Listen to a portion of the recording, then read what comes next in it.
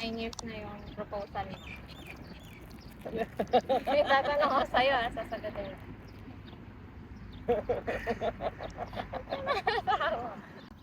Paano ka nag-propose? Sa pagkakatanda. Naghintay lang ako ng perfect spot. Yung walang gaanong tao. Yung tayo lang dalawa. Tayo lang dalawa. Bakit tayo lang? Eh, wala namang gaanong tao. nakakaalam. Siyempre. Nakakaalam. Tayo lang dalawa munang nakaalam. Bago ang pamilya. Ba't di mo naisip ko na magpaalam na pamilya bago ka mag-propose? Eh, natatakot eh. Nakakot. Hindi, tsaka baka magnuka eh.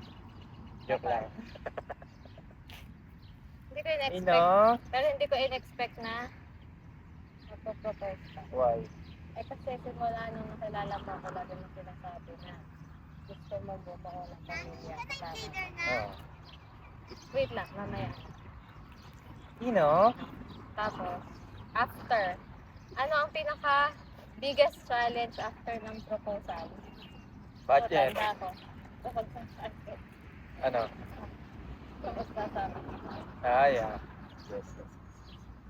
Kasi ang plano din natin ay Pumukot. simpleng kasal. Simpleng kasal. Pero hindi yun yung saan ka Marian nag-propose? Orchard. Bakit sa Marian Orchard ka nag-propose? Kasi parang sa akin, holy yun. Tayo. Doon mo ba talaga plano mag-propose? Sa Marian Orchard? Doon na, nung nagano tayo. Nung nagyaya ka. Saan? Ano, it's perfect place. O, paano mo nalaman na sukat ng daliri ko nang hindi ako naghinala? Tinanong ko. O, paano mo tinanong? At ilang years na pa tayo. Siyempre, alam ko na yun. Tinanong mo sa akin kung ano yung sukat ng daliri ko? Hmm. Pero hindi ko nalaman na magpo-propose ka. Sino ang unang taong pinagsabihan mo tungkol sa plano mo mag-propose? Hindi ka nagsabihan. Wala. Sarili mo lang. Hmm. After, meron. Kanino mo sinabi? Sa ina.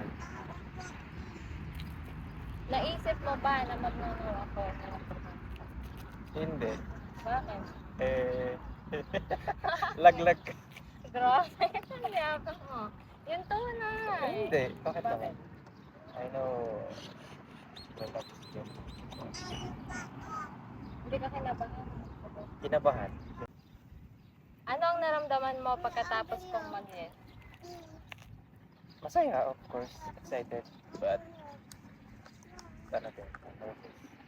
Kasi another chapter of our life. So, hindi pa daw pagplano ng mga kasal. But, ready naman tayo sa mga challenges. Everyday challenges. Ano ang pinagpapasalamat mo simula nung nag-propose? Pinagpapasalamat ko. Simula nung nag-propose ka hanggang ngayon, 9 years na yun.